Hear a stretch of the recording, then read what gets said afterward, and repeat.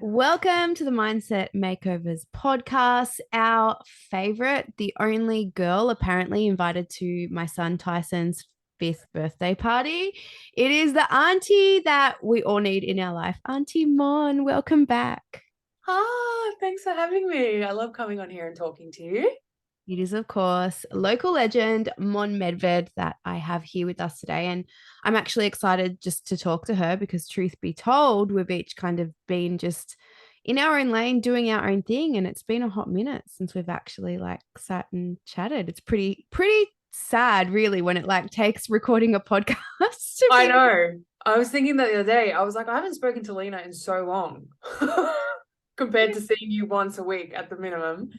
Here's the thing though, right? Like I feel like you and I like can tell each other anything and everything, but we've also established a relationship where we come correct to the conversation. We don't waste each other's time and energy with bullshit. So it's like unless I have something specific to like share with you, activate with you, like have a conversation about, there's none of the like, oh, what's been happening? How are ya? Like we don't play with that fuckery, right? No, exactly. And that's why I appreciate friendships like yours because we don't have to see each other constantly to then catch up and have in-depth conversations. It's like no surface level bullshit. It's like, all right, so this is like what I've been dealing with today.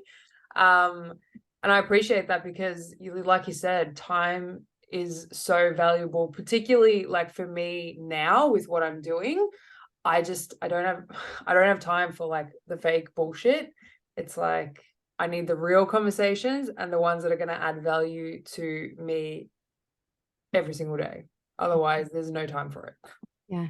Do you know what I want to add to that? Like, I know you're like very time sensitive because a lot of the projects that you work on have like specific deadlines. For Mm-hmm. me, I think what I bring to that, it's not so much about not having the time. Like, to be honest, I have a lot of spaciousness in my schedule. It's Mm-hmm. just about valuing my own energetic exchange so Yeah. much now, so much. And I'm so clear on what I love and what I feel passionate about and what really lights me up that what I don't fuck with is a hard no. And sometimes that can be like just having basic conversations with people I love. Like I'm not down for it. No, I agree. I agree. And like it's funny because being friends with you teaches me that all the time. Like I don't settle for friendships that I would have in the past. And I used to always feel really bad about that because I wouldn't be giving enough time or energy to people. But now I'm like you, if there's nothing there, it's like I don't have the energy and the capacity to hold space for people that it's just like complaining constantly with no actual problem solving or trying to change anything or make moves or move the dial in any direction. I'm just like, I can't because the frequency that I'm on is up here and I'm no longer going to come down to people's levels just because of the mass of what I'm trying to do now in my life. So yeah, that's been something like you've taught me just hearing you talk and being friends with you and seeing how you present yourself just in the world and to people and for people to still respect that in you, it's given me good boundaries with how I see people around me too, because my circles have gotten smaller and smaller and they just continue to get smaller and smaller. And it's funny because a few weeks ago I actually had this conversation with someone saying like I have about 4 people, not even 5 people. I think the quote is if you've got 5 people that you can count on your hands or whatever, there are 4 people right now in my life that honestly, like, are my ride or dies, if you want to say that. But that has come with like a lot of inner work in myself to, yeah, just put those firm boundaries in place. And it's not even to do it in a malicious way and be like, oh, you're dead to me. I don't even want to talk to you anymore. It's just, yeah, when I zoom out of my life and go, what is it that I'm actually trying to achieve and do in this lifetime, and who are the people around me that see that vision, respect that vision, support that vision. They don't have to be in my life 24/7, but there's that mutual understanding that like um what I'm doing is bigger than me right now. And you might not see me all the time like you once used to. Don't get mad at that. Like, I've just got this vision and I'm like a Japanese bullet train. Once I see something and I get obsessed with it and I'm like, I have to go do that, it's like all I see. Um, yeah, so long-winded version of me saying I really appreciate your friendship. I love you, girl. You know how much I love you. And this has led beautifully actually into the conversation that I wanted to have with you today.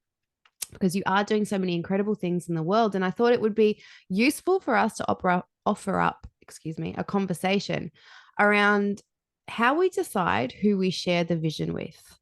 And I Mm, know this is something because you do so many kind of creative projects that you have learned and refined and kind of reframed for yourself again and again, how needed and necessary it is to get clear on who you share what with, yeah. when, how. Do you want to speak to this? Yeah, I think that is one of the most important things because I've started to realize what I tend to do. And it was a bit of a subconscious thing that I started doing. And then I sort of realized I keep telling specific types of people certain things. It's funny because everybody looks at me and what I do and they go, "You're just so sporadic. You just go, you have this idea and you just go for it and you don't even think twice about it." But it's like, actually, no, I'm a very, very deep thinker. Like when I am with myself, I am like almost planning everything to the point where I can visually see it and then I start to believe it and then gradually it just starts to happen. Um, so I think about things a lot. Then it's like who I start to tell. I have three types of people that I tend to tell things to once I have this initial idea, whether it's a creative project, whether it's just an outrageous idea, to have an experience. There's always three types, and they tend to be someone who is just through and through a cheerleader. Like I could do nothing, I could do anything in the world, and they would be like, "You're great, like go and do it, like that's awesome, I'm going to support you." So they won't give me any like feedback, they won't give me any kind of resistance or challenge me on it. They're just like 100% supportive. So there's that type of person, and these people differ. Like I'll tell certain different people's, but they're like an archetype almost. And then there's the person that will probably doubt me in some way. They're getting a bit harder to find these days because I don't think anyone's really doubting what I say I'm going to do isn't going to happen. But there's always that one person that's a bit cynical and a bit like, yeah, that fires me up. That gives me the motivation to be like, okay, watch me. Like I'm going Would to go and I'm would going to do you it. categorize someone that is like protective of you in that same category? Does it feel Um, like that? yeah, I Or is think it more glass half empty type glass half person? empty, glass Yeah. half empty. Because then the third person is the person that will challenge me in a healthy way, that is like going to give me constructive feedback, that is going to be like, that is great, that is awesome, love it, have you thought about XYZ? They're probably the most important people because they're the ones that can either have more experience than me. Typically for me it tends to be more of a mentor, someone who just knows more than me in that field or that category or has done it before. So they're generally the three people that I tell things to. And the other thing I think is really important to note is, for me, I don't come out and say something if that thought hasn't gone into it. And then I know, okay, I'm going to go for this and I need to hold myself accountable. So I'm going to go and I'm going to tell these three people because then I've put it out into the world. So I have to start making the moves and the motions and the actions or take the steps that are necessary to just get me one step closer to that goal or that vision or that thing that I've come out and said I was going to do. So that's been really fine-tuned for me over the last few years, particularly as the things that I am embarking on seem to just get bigger and bigger and bigger. The importance of the people that I, again, am choosing to have around me, I'm picky now, like, and I think that's a healthy thing. Like, you know, there's nothing worse than being so passionate about something or having this idea that you believe is going to go change the world, and then you tell the wrong person and they just shit on that idea, and then you're almost having to start all over again to build that confidence. So yeah, I think you need to be picky with who you share, you know, your vision or your dream with, because it could make or break you actually taking the next steps to pursue it.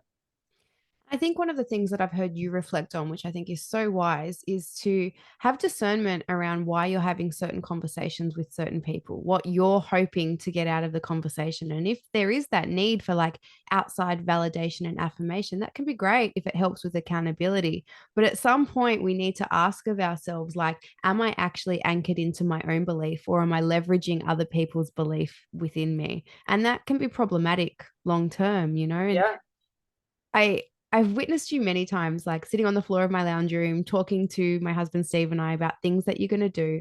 And Steve loves you so much, you know, like proper little sister vibes. He's also the most kind of direct, and he's not super sensitive, my husband. So he'll just Cutthroat. say what he means in the moment, always with good intention. But what I have witnessed in you that I just have so much respect for is your willingness to actually listen to somebody's perspective and hear it and Mm, hear it through, and not just allow yourself to kind of be emotionally triggered by somebody that is offering just a question, just a pushback. And I know from Steve, it always comes from a place of just like utmost protection and concern for you, absolutely. wanting to know that like you know what you're doing and it's going to be okay, and ultimately that no one's going to take advantage of you. It's kind of like that. And what I respect in those conversations is that you allow him to share his perspective, ask you the questions, and you're never defensive in those conversations. And often you've left, and I've said to him, like, fucking ease up on her, man. Like, ease up. Like, why you got to be a buzzkill for?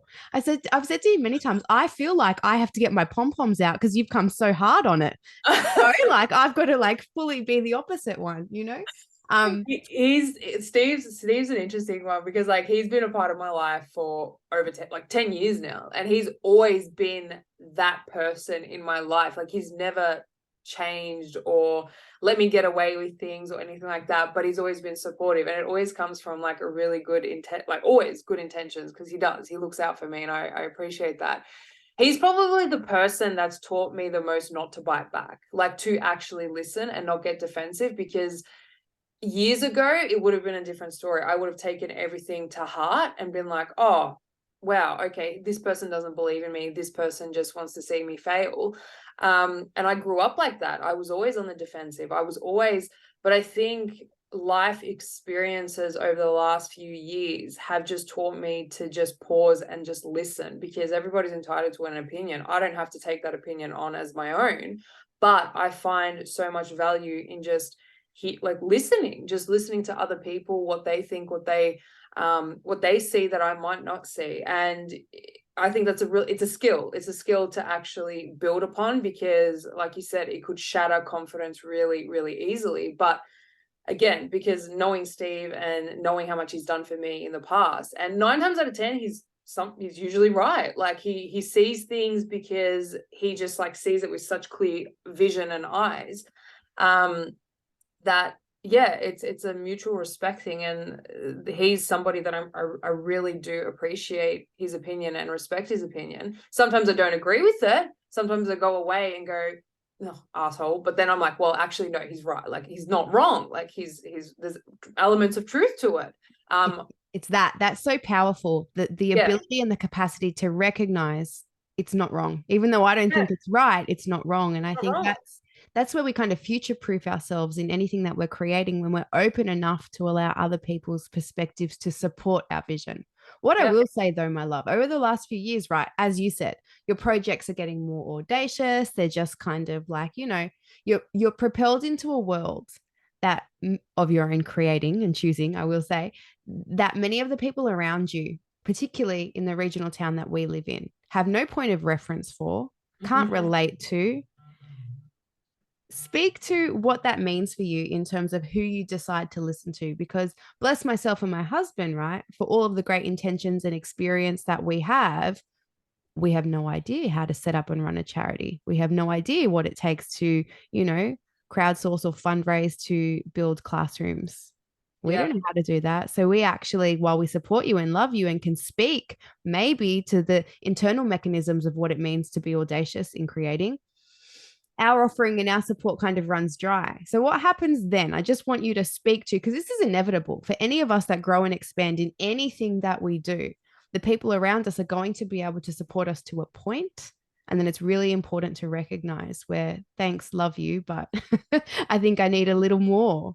You want to speak yeah, to this? yeah. It's interesting because I've kind of done a stock take on, again, just the people that seem to be entering my life as I'm pursuing all these things, and it's happening like I don't think it's a coincidence. Like I think it's, you start pulling in people and things as you start to really align with, you know, your mission or your purpose or whatever you want to call it. And it's made me realize that I really have again, bless Geelong, small town, grew up here, love it. But it's made me realize that I've outgrown this place. I can't, there's not many people that I, like you said, can turn to now to be like, hey, how do I go about this? Or maybe there is, and I just haven't put myself out there to bring, Sure. but within my like radius, there isn't anybody. And that's not a bad thing, but it's now forced me to get uncomfortable again and reach out to people and be like, hey, I'm doing this thing. How did you go about it? So yeah, it's tricky. And I think as well, growing up very like Catholic, Croatian, blah, blah, blah, blah. It's a very small-minded community. It's a very, very do it this way and only this way, and that's success. But then that has forced me now to question everything, to be like, well, what does success look like to me? It doesn't look like the way it looks for you, and that's okay. So there's like been this evolution for me of like learning to just not judge people, like learning to just do things my way. And like, to be honest, as much as I look like I have an idea of what I'm doing, I don't know what I'm doing. I am literally figuring it out as I go. And then people always kind of jump at me and go, don't say that. Like, you do know, you haven't figured it out. And I'm like, bullshit. Like, no one's got anything figured out. Like, I very much have never run a charity, but here I am starting one. Like, and you know what? I think what's happened through that whole process of like kind of growing out of, or growing, what was the word? Outgrowing, you know, this place, as much as I love it, it's also forced me to just trust myself, like trust that, hey, you know what? Just trust the process, trust the universe, trust yourself. You're going to have it figured out. And in doing that, what I'm finding now is, like I said, the right people that are meant to assist me in certain areas of my life are appearing. And I'm kind of going, wow, that's really odd. How did you just pop up here when I need a financial advisor? And boom, 2 days later, I've got one who's in Perth, who's now opened up this door to me, to all these other people who know what it is that I'm doing and understand it. And again, are better than me in terms of they just have more experience than me. That are like, what you're doing is awesome. Like, it's cool. And it's funny because I thought about this the other day. Someone had asked me, do you think it would be different doing what you're doing now if you were living in a different state, like a different country, different state? And I was like, maybe, yeah, probably. Like if I was trying to do what I'm doing now in LA or in New York, like-minded people are everywhere there. Like the bar is raised constantly. You're constantly trying to, you know, better yourself in some capacity. Here, it's just like, it's a small town mentality. And again, there's nothing wrong with that. There is literally nothing wrong with that. Just for me right now, like I said, I've outgrown it. And now my challenge is, well, I have to now get out of my little comfort bubble of not being the best at what I do, but kind of being the person that people are now looking to for the advice on how to build platforms or strategies or, you know, campaigning or whatever, and start seeking people who are doing it 10 times better than me. So I can now raise the level and raise the bar. Yeah. Get in a bigger pond, so to speak, Yeah, right? absolutely. Yeah. And I think it's really important. Like once you crack the code of not seeing what you can't do or what you don't know or what you've never experienced as being deficient, as being the reason why you can't or you shouldn't, and instead just see it as like, oh, okay, I have clarity now around what I need to learn or what I need to kind of be supported in. Your growth becomes like unstoppable from that point.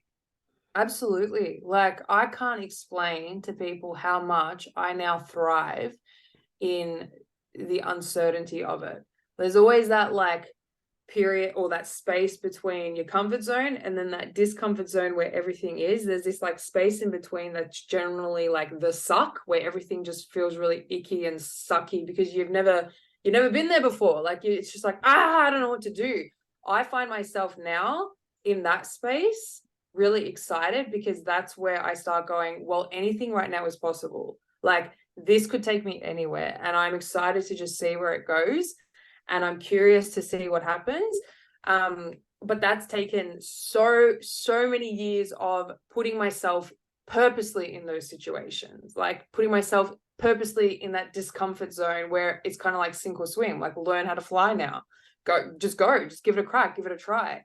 And I keep saying to people, like, the more you do that, the more confidence you build in yourself. And initially that trust starts to come, that it doesn't matter what you do. It doesn't matter where you go or what you start or try to pursue. You're gonna be okay. You're gonna figure it out. And even if you don't figure it out, what you've then figured out is what you don't want. And that's a win. That's not a loss. That is literally a win. So then it all just becomes about perspective. And I guess for me now, I just see everything as it is. Like it literally is what it is. That's why I have it tattooed on me. Everyone laughs at it. And I'm like, but it's actually fact. Like if you just look at everything in this neutral state, it just becomes a matter of what you're going to attach to it. Is it going to be a positive outlook or a negative? One is going to serve you probably a lot more than the other will. But ultimately it's just up to you. Like, how do you want to see things? And there's too much life to live to have like a perspective where everything feels just way too hard. And I always say, I'm like, I don't have time for it. Like, again, right now sitting here, my vision and my goal is so big that I don't even want to be around people that have a lack mindset or mentality. And that's not even to be like, oh, you're a crappy human because you're not positive all the time, or you're not, whatever. No, it's just, I now have to be around people that live in abundance, like see everything as abundant, because that's how I want to be. That's how I feel. That's how I want to see things, is as in this abundant force of like everything is working for you. It's giving you something to actually better yourself. So yeah, it's been quite a ride, and it's only January, and I'm like, oh my God, I have learned so much about myself in the space of a month. Girl, I love it. And I want to offer just like a little shift in language for anybody that is listening. You said beautifully, like you're learning to thrive in the uncertainty and you're activating trust. For me, I experienced the same, but I just language it a little differently, right? In this season of my life, I've understood now, like I am just really thriving in the mystery of it all. So Yeah. instead of uncertainty, I like mystery. Uncertainty still feels a little unsafe, a little sticky for me.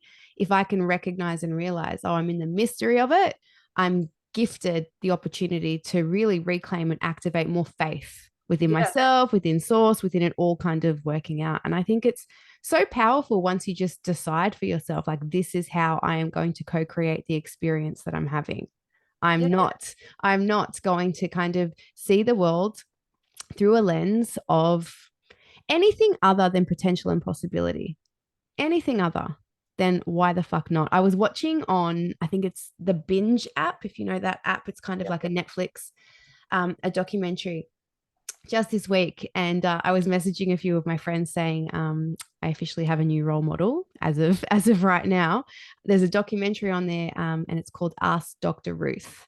Now, if you're in the States, Dr. Ruth is probably someone that you have heard of. Here in Australia, for whatever reason, during the 80s and 90s, probably because we're quite conservative down under, we didn't really, I think, get much, media coverage of her. But Dr. Ruth is a Holocaust survivor. She's now 90 years old. She has spent her life very audaciously presenting on TV and at universities and in all sorts of ways and places as a sex therapist. And basically the story about her was she was kind of one of the first women publicly that was coming out and speaking about like female orgasm and body parts and all of these things, right? Very audacious in the 80s and 90s or whatever. Why I'm inspired by her is this woman, Mon, is 90 years old. She's tiny, smaller than me, is still teaching, is still lecturing, is still presenting courses, still gaining media coverage, still using her life force to just share what's important to her. And she's being held and heard and celebrated. And why that inspired me so much was that I realized I want to get to 90 and I want people to just be looking at me and just being so amused by the audacious expression of whatever it is that I'm into.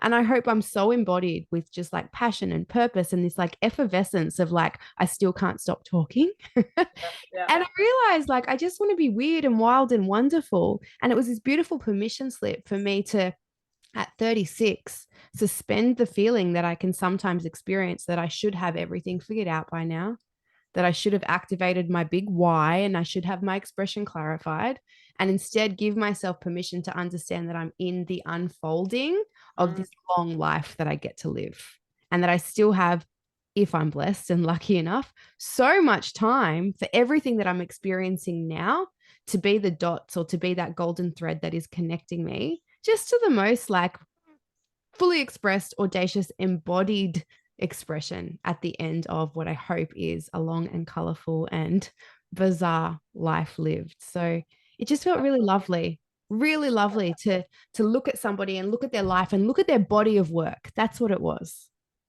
And see that as the whole offering, which is not something that I think we kind of like highlight very often. I agree. I couldn't agree more. And I think the beauty in when you live a life like that is you like you give other people permission to do the same. Like you literally open up the floodgates to show people, look what happens when you actually just start being that wonderful, weird, wacky, you know, person that you always were at the center, at the core. Like that's who you are as a person. And obviously people can put that on for show for different reasons. But if you're just literally living your truest and fullest self, it inspires other people, whether you want it to or not. Like people will literally look at you, which I know hundreds of women probably look at you and go, I wish I could be like that confident in my skin. It's like, but you can be, like, you literally can be.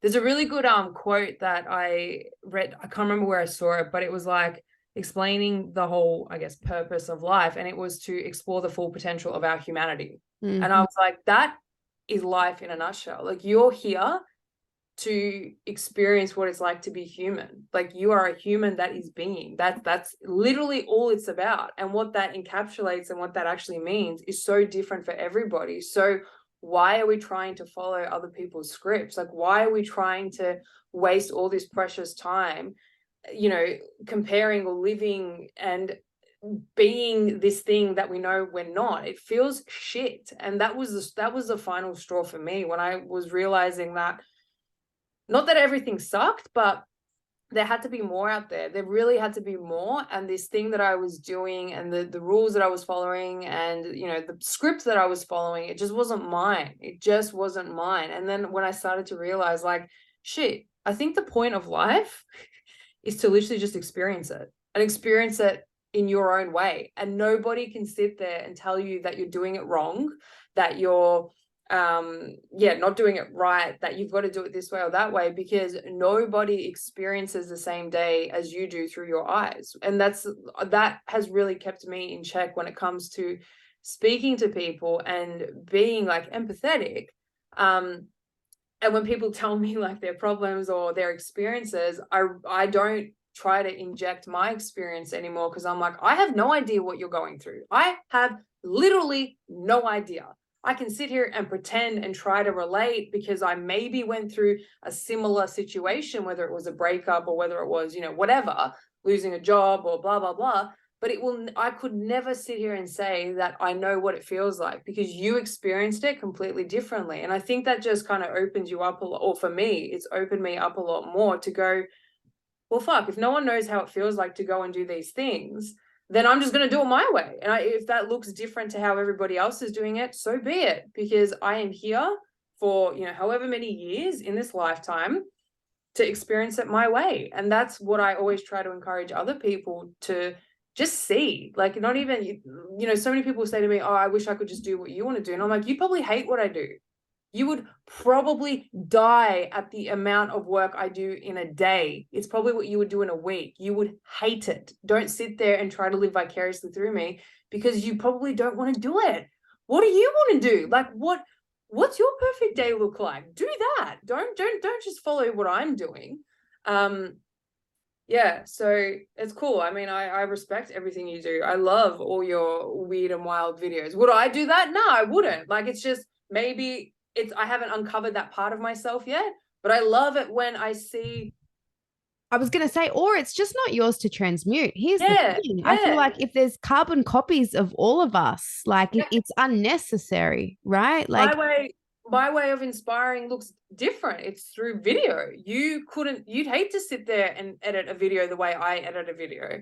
And I think that's cool. That's the whole point, is we're all here to, like you said, transmute these messages or these, whatever stories in our own way. And that's what makes us authentic. And that's what makes us real and relatable. And, it's what attracts different people to different people. And that's a really good thing. I love it. I love it. Such an important message, Mon. And as you were sharing, like, you don't try and inject your perspective or the way that you see things onto other people as they're sharing with you how they feel or what they think or what they see. It reminds me that I think sometimes the kindest thing that we can say to someone as they're like sharing something with us, their perspective, something they've been through, is simply like, I believe you. Yeah. I believe you. Yeah. And that doesn't mean I agree with you. That doesn't even mean I validate and affirm you. It means I believe that what you're saying is your experience, perspective, understanding right now. Absolutely. When you start speaking to people like that, you'll see they get kind of shocked by the lean in that you're offering to Yeah. them, you know? Yeah. Talk to you all day, but I know we both have many, many a thing to get back to. I appreciate so much, I think, just the clarity and the conviction and the integrity that you have in amplifying your best qualities so that you can create your best work and be of service in this world. So I thank you for the inspiration today, my friend, that I know that you are. Now, update me and everybody else, please, because I know we're always looking to find your work and your offerings in lots of different places, which I love, Why not? Where can we find you today? Yeah, cool. So obviously Instagram is probably the main point. It's just Monique Medved, my name. My YouTube channel as well. I upload or try to upload weekly. It's been taking a bit of a step back just because I'm in the process of starting a charity, which is where all my focus and everything is going to go towards. So yeah, YouTube channel is just Monique Medved. And yeah, that's pretty much where I'm at. Well, that's easier than I thought. All right. Easy. Easy. All right, Mon. Thank you for your time, for your energy, for everything about you, my love. Thank you for having me.